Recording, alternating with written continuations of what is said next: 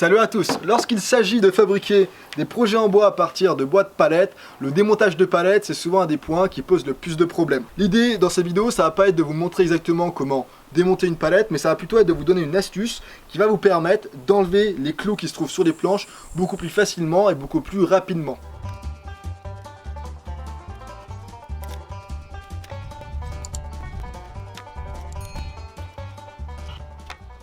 Avant de vous montrer en quoi consiste l'astuce, j'ai deux choses à vous dire. Première chose, pour tous ceux d'entre vous qui ont du mal à récupérer les palettes, c'est souvent un des points qui pose également problème.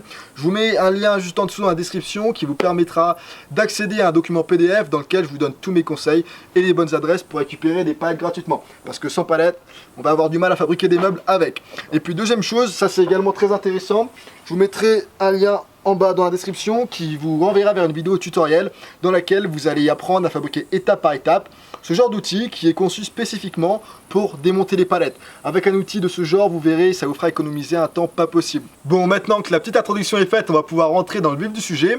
Une fois que vous avez récupéré votre palette, une fois que vous l'avez démontée, quelle que soit la méthode de démontage que vous allez utiliser, vous allez vous retrouver avec des planches comme celle-ci, avec des clous qui vont dépasser des planches normalement. Ça peut être des clous torsadés, ça peut être des clous annelés ou d'autres types de clous. Quoi qu'il en soit, ces clous, il faudra les enlever. Car, bien entendu, vous vous en doutez, l'idée ensuite, ça va être de stocker des planches intactes, sans aucun clou, qu'on pourra garder en stock et utiliser pour un éventuel futur projet en bois. Donc, première chose à faire, lorsque vous avez votre planche avec les clous qui dépassent, vous allez la positionner correctement sur un plan de travail stable. Vous prenez avec vous un marteau et vous allez taper sur la pointe des clous de manière à faire ressortir la tête du clou de l'autre côté de la planche. Petite astuce bonus, si vous avez des clous qui sont trop grands ou qui sont tordus et qui vous posent problème, que vous n'arrivez pas à enfoncer correctement, alors rien ne vous empêche de prendre un petit coupe-boulon et de venir couper le clou pour qu'il soit moins grand et ça vous permettra de l'enfoncer plus facilement afin de faire ressortir la tête de l'autre côté de la planche.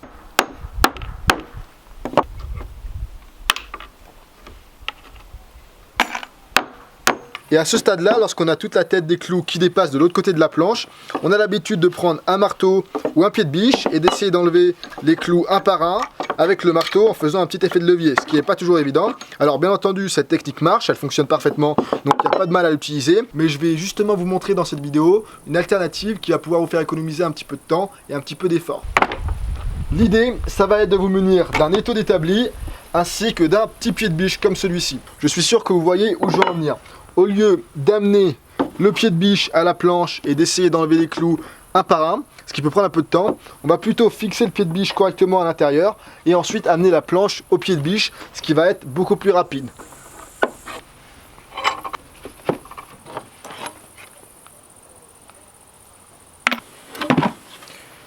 Cette façon de faire, elle possède deux avantages. Le premier avantage, c'est que ça va plus vite car on a moins de mouvements à faire.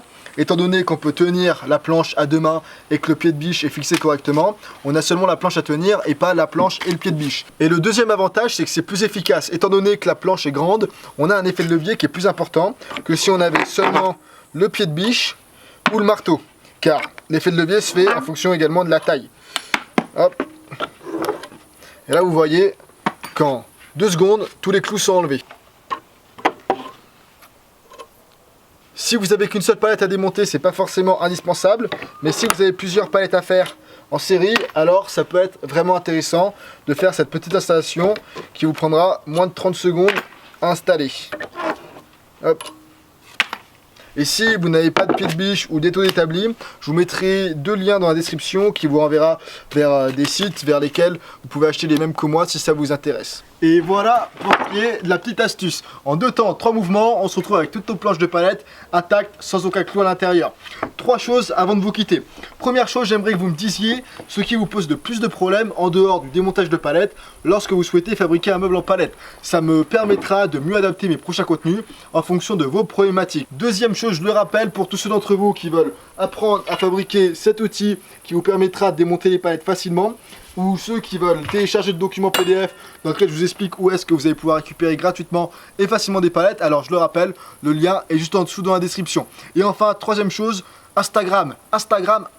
Pour tous ceux d'entre vous qui ont l'application, je suis très actif sur cette appli, je poste pas mal d'astuces et de projets en bois que je n'aurai pas le temps de publier ici sur YouTube.